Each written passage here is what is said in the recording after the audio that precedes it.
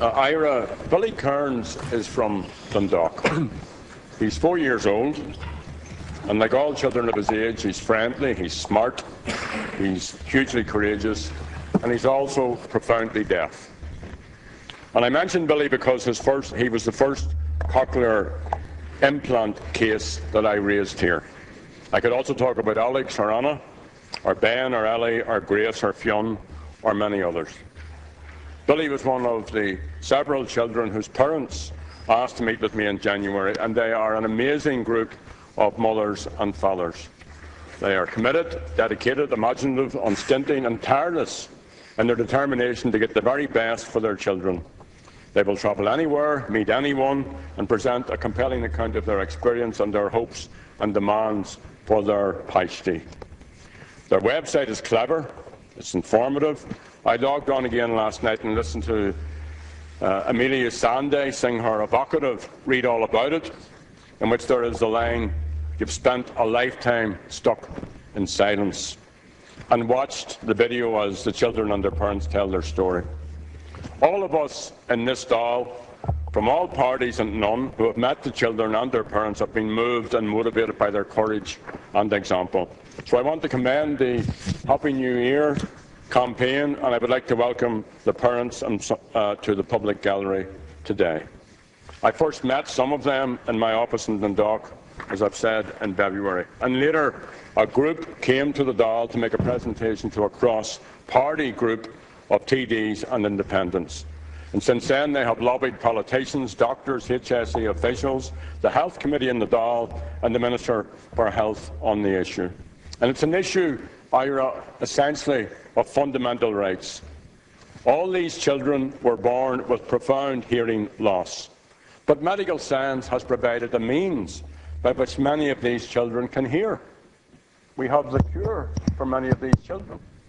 It means providing a device called a cochlear implant, a surgically implanted electronic device that provides a sense of sound to a person who is profoundly deaf. The operation is difficult, and especially so for children who may have to go several procedures requiring a general anaesthetic. In this state, the health policy for the last 17 years has dictated that a patient would receive only one cochlear implant. And that means that the children who go through this operation have hearing in only one ear. And as one of the mothers said to me a long time ago, it's like giving a blind child sight in only one eye. And this is despite the fact that international best practice dictates that children receive bilateral implants. In the north, in England, across the European Union, a child will receive 2 implants. This is also what the HSE now recommends. Because they can punch a shot to say, Master, go will chimple, ga ked paiste, bedfa bonishta, a went as an yon inclanan, cochla, tiv tapak tak, nilan na gilga, romoy lesh na termini shaw. But ta an cure lice is far tilsha, egna paiste shaw. And the fact is, and I'm sure all of us could understand it, children who go through life with only hearing in one ear face serious hurdles. There are clearly and obviously better educational outcomes if a child can hear with both ears. It allows them to determine where sounds are coming from, and that's vital in a noisy environment, like a Dáil chamber, or a playground, or a football or a hurling pitch, and a shopping centre, or a creche. And similarly, the sense of confidence when they can hear their mother or their father's voices. It also gives these children the ability to communicate with others, to make friends with other children, not to be socially isolated. And the overall amount of additional money required to provide this service would be in the region of 12.8 million per year. And even all of that, as we have discussed, doesn't need to be up front. It can be, as the capacity to do these operations builds up, it can be done in an incremental way. And it's not a prohibitive amount.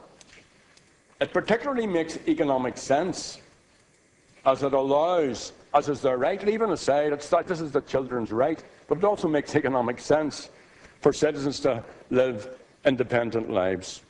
So the implementation of best practice internationally, and this is minimal best practice, would have a huge and lifelong and positive impact on the lives of these children and of their clans. So the Corfa and Ga Cleachtas ar náisiúnta seo a Féin by implachta har a by Jerfach aga or sail na paiste seo. Young Billy, who I mentioned at the beginning of these remarks, and whose mother Dina is with us today in the public gallery, went through an operation last April to replace his faulty implant. Now, before that operation, I raised his case in leaders' questions, but I sent word to the Taoiseach quietly in advance so that he wouldn't be bounced on this important issue. I gave him a note on it, and he was sympathetic, and he promised to raise the cochlear implant issue with the Minister for Health, James Riley. I also suggested that as Billy was getting his faulty implant fixed, that was the time to get the second one fitted. And again, the Taoiseach was sympathetic. I spoke to the Taoiseach again at least twice, privately, and in detail. I also spoke to Dr. Riley. I wrote to the two of them. I briefed them fully on the general issue of these profoundly deaf children's needs and the right to have bilateral implants. And I followed this up in a fairly persistent and consistent, but very low-key way. But despite the sympathy, despite the positive responses, Billy went on to have his operation, but no second implant. An opportunity missed. The operation would have cost $18,000. That would have been taxpayers' money well spent, but it was refused by the government. The government had plenty of notice of this. Now, with respect to you, Minister, I can't help but compare the stinginess with the generosity with public monies when it comes to giving a dig-out to those in the financial and banking institutions. Now, when Billy had his operation, he could say only one word. Interestingly enough, that word was no. That was the only word he had. Now he has 16 words. He's discovered the magic of music. But the fault in the implant and the lack of a second implant means that he was unable to begin school in September. So he won't get to school until next September. And when he'll need a special needs assistant, he'll need ongoing speech and language therapy. Just doesn't make sense. Why and how, when we have the means to sort this out?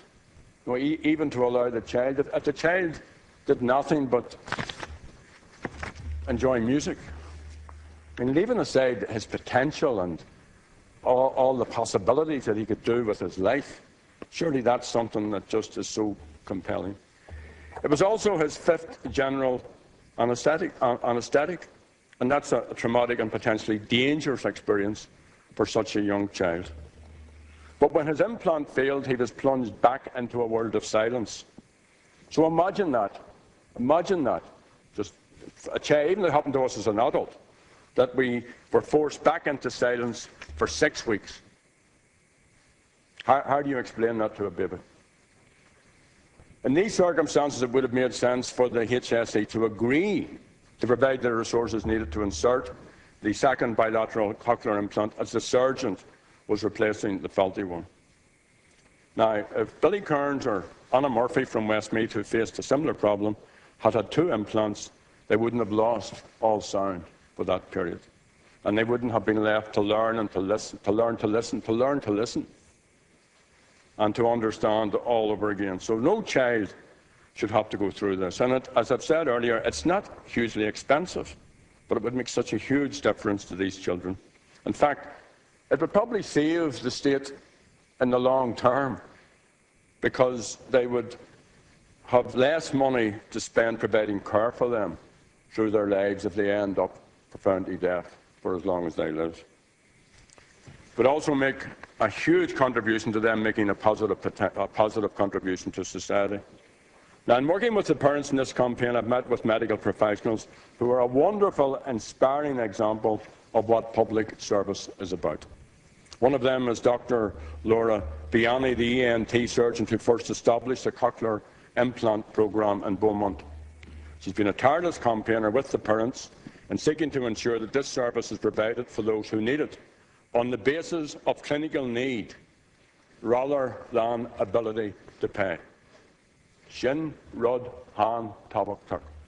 on the basis of clinical need rather than the ability to pay. She could have set up a private practice, but such is her inspirational sense of duty and commitment that she's given years, decades of dedicated and selfless public service on behalf of these children who are profoundly deaf. And I would also like to welcome her to the Dáil and to thank her publicly on behalf of these families and on behalf of all TDs for the great work that she's done and the great work we hope we can help her to do in the time ahead. She came in July. She made a presentation to a cross-party group of TDs in Shanadary and independents and impressed all of us with the benefits of introducing this programme. She showed several videos of children reacting with amazement. I don't know if you've seen these, Minister, but just with the child, once the child hears for the first time, responds with joy as the implants are turned on. And several parents also briefed us that day and warned of the huge stress that their children suffered when the single cochlear implant broke and they were returned to a silent word. So ní service seo a féidir le na paistí seo fanachtar tá sé uha laharach. I'm very disappointed, Minister, and I spoke to you privately about this, with the government's amendment to the Sinn Féin motion. Of course, I'm happy that Cochlear implant programme has provided devices to 700 patients. That's good. But noting recommendations that the National Audiology Review Group, what's the sense of that? It's not the same as implementing these recommendations. In May, the first meeting of the Oireachtas all-party group on cochlear implants met. It was very well attended. 7 TDs and Shanadori from all the parties and independents attended. And others sent apologies because they were otherwise engaged. And every TD in Shanador that I've spoken to on this issue, or who has been lobbied by the Happy New Year campaign, says they believe, they've all said this, that these children should have bilateral cochlear implants. The campaign is non-party political. Indeed, as an issue, it should be above party politics. Now, these children cannot hear because they are profoundly deaf. The government doesn't have that disability. The government does not hear, thus far, because it will not listen. I still have the hope that the government will listen, that the service plan from the HSE will include the business plan from Beaumont Hospital, because that has been with you for some considerable time.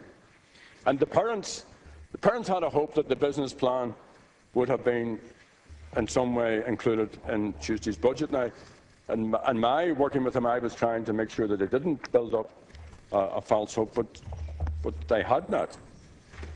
And perhaps the reason they had that is because of the positive way that the Minister of Health dealt with them when they raised the issue with him. But of course it didn't come up in the budget. And it's now awaiting clearance.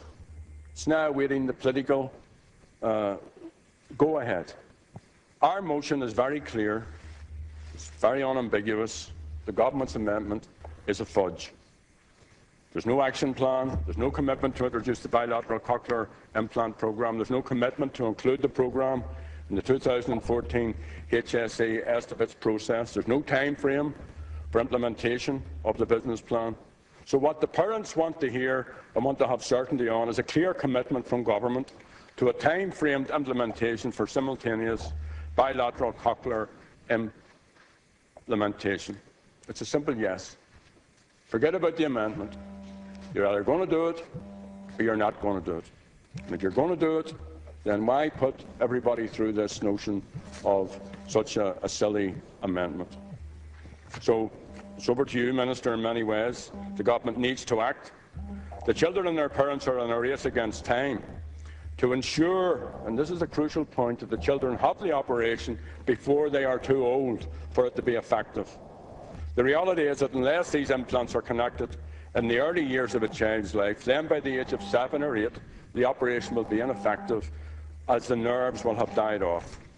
And after that, children born and raised in silence may never speak, something which will adversely impact on them for the rest of their lives. Proclamation is very clear. Pledges to cherish all the children of the nation equally. and to guarantee equal rights and equal opportunities to all its citizens. So these young citizens have already faced great adversity in their short lives, and they deserve the same rights and opportunities as every child and every other citizen in the state. See, it doesn't say in the proclamation, we will cherish all the children of the nation equally, except the ones who are profoundly deaf, except the ones who have disabilities, except the ones who come from poor backgrounds. It says all of them. So these Paisty have the right to hear, the right to be heard, and to have a voice. And the government can deliver all of this at relatively little expense. The Sinn Féin PMB calls on the government to ensure that the proposed business plan by the HSE and Beaumont Hospital to introduce a bilateral cochlear implant programme is contained and is part of the 2014 HSE estimates process.